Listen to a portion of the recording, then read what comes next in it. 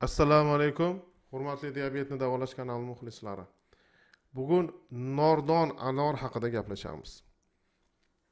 Xo'p, undan oldin har safargidek yaxshi natijalarga erishgan, ba'zida tuzalgan, ba'zida endi remissiya boshlangan odamlarni sizlarga intervyusini ozgina eshittiraman. Nimaga? Birinchidan sizlarda tushkunlik yo'qoladi, ya'ni sahrni chursa bo'lar ekan, tuzalsa bo'lar ekan, ya'ni tuzalgan odamni ko'rganda yoki yaxshi natijaga erishgan odamni ko'rganda sizda motivatsiya va tushkunlikdan chiqish, men ham shunaqa natijaga erisha olaman degan tuyg'u paydo bo'lishi uchun bu narsalarni sizga ko'rsatamiz. Ikkinchidan sizda qanaqadir savollar paydo bo'ladi. Bitta doktor mumkin deydi, bitta doktor mumkin emas deydi. Kimga ishonamiz degan savol paydo bo'ladi. Men har doim yaxshi natijaga erishgan doktorga ishoninglar deyman, qo'lidan ish keladigan odamga ishoninglar deb aytib qo'yaman. Chunki doktorlar hamma ko'rpani o'ziga qarab tortadi. Endi bu sizlarni o'zingizlarga havola. Gapni ko'paytirmasdan ozgina 1-2 minut intervyuni eshitamiz. Juda qiziq intervyu. Oldindan aytib qo'yaman, bu odam tuzalmagan. Insulindan chiqardik, sahri 19-20 edi. 6,5 ga tushirdik. Endi hozir bu odam uchun juda katta natija. Nimagaligini hozir o'zlari aytib beradi. Keyin nordon anorni men sizlarga tushuntirib beraman. Men Boyg'aroz Sunnatilla Rahmatqulishman. Jizzax shahridanman. Tadbirkorman. Jizzax Somsa markazi asoschisiman. Men sizlarga bir tajriba men sizlarga o'zimning hayotiy tajribamni bir bo'lishmoqchiman. Menda shu sahr kasalligi boshlanganiga 25 yil bo'ldi. Shu 5 yildan beri 2020-yildan beri Toshkent shahridagi Levelmed klinikasida Shoyisupov Umidjonni ko'rsatmasi bilan davolanib kelyapman. Mana bu yil ko'p yillar shu 20 yil mobaynida insulinda yurdim. Sahrda davosi yo'q degan tushunchaga ega edik. Sahrda davolash bo'yicha ko'p klinikalarga, chet davlatlarga, tabiblarga hammasiga uchraganman-da, lekin sahrimni tushira olmaganman. 15-20 dan tushgan emas. Mana shu 2020-yil Umidjonga bordim. Levelmed klinikasiga Umidjonga uchrashdim. O'zi ishonib-ishonmay borgandim, to'g'risi. Chunki ko'p joyga borib hech sahrimni davolanmadim. Shu Umidjonni davosi bilan Xudoga shukr, mana hozir sahrim 6, 5,5, 6, 7 normallashdi. Shunga men ishonch hosil qildimki, sahrda davolasa bo'lar ekan, 100% davolasa bo'lar ekan. Faqat shu Umidjonga uchrashib, analizlar qilib, oddiy shu dieta parhez hisobiga, sport hisobiga sahrda davolayaptilar-da. Men o'zim tajribamdan kelib chiqib shu narsaga erishdim. Ko'pchilik shu qatnashganlar, Umidjonga qatnaganlar remissiyaga uchradi, sahrdan chiqib ketdi. Ularga ham guvohi bo'ldik.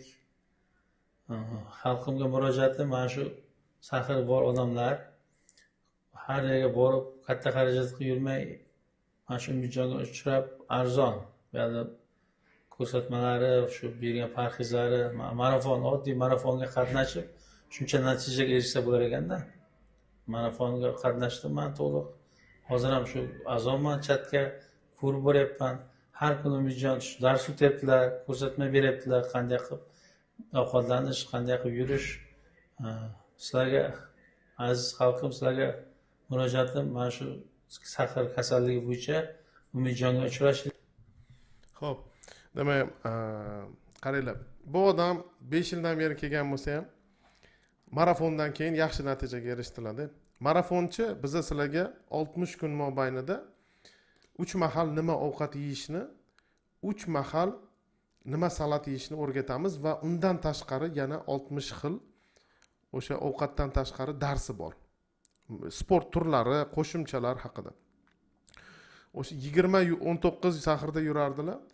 Marafonda ovqatlarni yegandan keyin o'sha 5,5, 6,5, 7 larga tushdi. Bu 25 yillik diabet.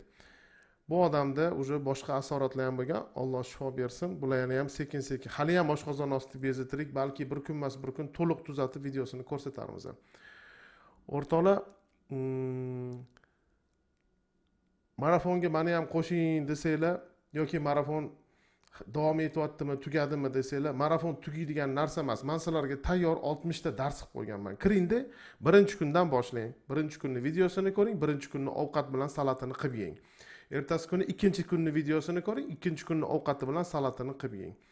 Bir marta to'lov qo'shiladi o'rtoqlar. Telegramdan yozsangiz o'sha puli to'langandan keyin qo'shiladi. Puli nechi pul deb so'rashadi. 450 ming so'm hozircha. Bu 60 kunlik marafon uchun juda ham arzon hisoblanadi. Xo'p. Qo'shilish yo'li faqat Telegram. Mana nomerim. Bu 25 yillik odam, agar ko'zlariga, pochkalariga, oyoqlariga ta'sir qilgan odam insulindan chiqib ketsa yoki saxrini 20 dan 5,5-6 ga tushirgan bo'lsa, siz balki to'liq tuzalib ketarsiz. Agar gormonal o'zgarishlar kuchli bo'lsa, to'liq tuzalmasangiz, o'sha tekshirib gormonlarni to'g'rilasa, unda to'liq tuzalib ketarsiz. Xullas, bundan yaxshi marafon yo'q. Bundan yaxshi sizga dieta yo'q. Baribir oxirida qo'shilishga majbur bo'lasiz. Ko'zingiz ko'r bo'lmasdan, oyog'ingiz kesilmasdan, pochka atkaz qilmasdan qo'shilish kerak. Baribir boshqa yo'li yo'q.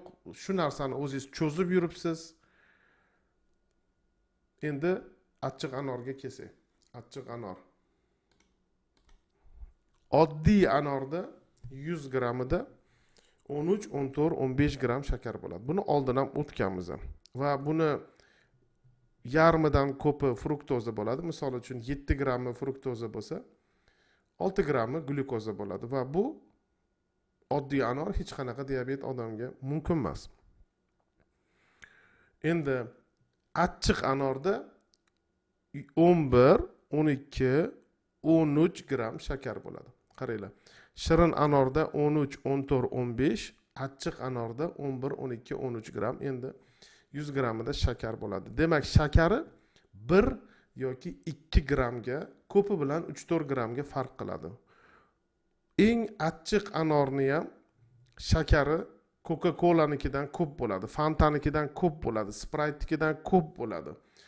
2 qoshiq shakar choydan ko'p bo'ladi, 2 qoshiq asal choydan ko'p bo'ladi. Endi nega bu kisli? Buni ichida limonning kislota ko'pligini hisobiga kisli bo'ladi. Yablочный kislota, olma sirkasi, olma kislotasi, vinniy kislota deydi, shavelivoy kislota va yantarniy, qahrabo kislotalar bo'ladi. 5 xil. Anorning ichida 5 xil kislota bo'ladi. Agar limonning kislotasi ko'proq bo'lsa, bu anor achchiq anor hisoblanadi. Va u ta'mi bilan reski shirin anordan farq qiladi agar limon kislotasi ko'p bo'lsa. Bu narsa juda ko'p tekshiruvlar orqali isbotlangan. 2024-yilda katta meta analiz o'tkazilgan. 1,5 mingta odam qatnashgan. Anor yedirib ertalabki saxrini, insulinini, glikerlangan gemoglobini, insulin rezistentlik holatini tekshirib ko'rishgan. Videoning oti anorni diabetga foydasi yoki Ramazonga foydasi deyilgani, bu sizni e'tiboringizni tortish uchun. Bu tekshiruv meta analiz 2024-yil yaqinda o'tkazilgan tekshiruv analiz. Hech narsaga anorni foydasi topilmagan. Xo'p, 2017-yilda ham sistematik obzor deydi. Bu ham meta analiz o'tkazilgan va hech qanaqa anorni diabetga foydasi topilmagan. Keyin anorni sokini ham ichirib ko'rishgan. Hozir siz anorni soki degan savol berishingiz mumkin. 4 hafta anorni sokini diabetlarga ichirishgan. Bu aslida jinoyat hisoblanadi. O'zi qondagi qanti baland odamga yana anorni sokini ichirish jinoyat hisoblanadi. Bu chunki shakar ichirish, glyukoza fruktozani aralashmasini ichirishgani uchun hech qanaqa diabetga foydasi bo'lmagan. Bu video foyda haqida edi, zarar haqida gapirmayapmiz. Zarari juda ko'p bo'ladi. Zarari juda ham ko'p bo'ladi. Ba'zi bir odamlar anorni sokini ichib, diabetga foyda bo'ldi desa, hech qachon ishonish kerak emas. Bu tarkibida 10 gramdan ko'p shakari bor. Achchiq anorligi faqat limonning kislotani hisobiga achchiq. Bu sizga hech qachon foyda keltirmaydi. Misol uchun bodring sizga foyda keltirishi mumkin, baqlajon foyda keltirishi mumkin, ismaloq foyda keltirishi mumkin, rukola foyda keltirishi mumkin, echkini go'shti yoki otni go'shtini yeb baraka topishingiz, foyda topishingiz mumkin, lahm qo'y go'shtini yeb foyda topishingiz mumkin, baliq yeb siz foyda qilishingiz mumkin, tuxum yeb foyda qilishingiz mumkin. Lekin hech qaysi meva diabetda mumkin emas. Non mumkin emas, ayniqsa qora non mumkin emas. Xamirli ovqatlar, shirinliklar, guruchli ovqatlar mumkin emas. O'rtoqlar, ba'zi bir diabetlarga ruxsat berib, ba'zi birlarga ruxsat berilmaydi emas. Hammaga qoida bir xil. Diabetga farqi yo'q. Siz tadbirkormisiz, siz prokurormisiz yoki siz oddiy fuqaromisiz, farqi yo'q. Baribir ko'zingizga og'ir asorat beradi, baribir pochkaga og'ir asorat beradi. Oyoqlaringizga og'ir asorat beradi. Qoida hamma uchun bir xil. Mana o'zingizlar guvoh bo'lasizlar. Dieta, parhez, sport qilgan odamlar yaxshi natijaga erishyapti. Dieta, parhez, sport qilmagan odamlarni borib reanimatsiyalardan, oyog'i kesiladigan yiringli xirurgiyalardan, pochkasi atkaz qiladigan nefrologiyalardan qidirib topishinglar, ko'rishinglar mumkin.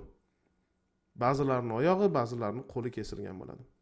Borib, ba'zilarini ko'ti kesilgan bo'ladi. Oddiy ukol qilsa ham absses bo'lib ketadi. Kosada keyin kesib oladi. Ana keyin yashaylar shu bilan. Xo'p, e'tiboringiz uchun rahmat. Sog' bo'linglar, salomat bo'linglar.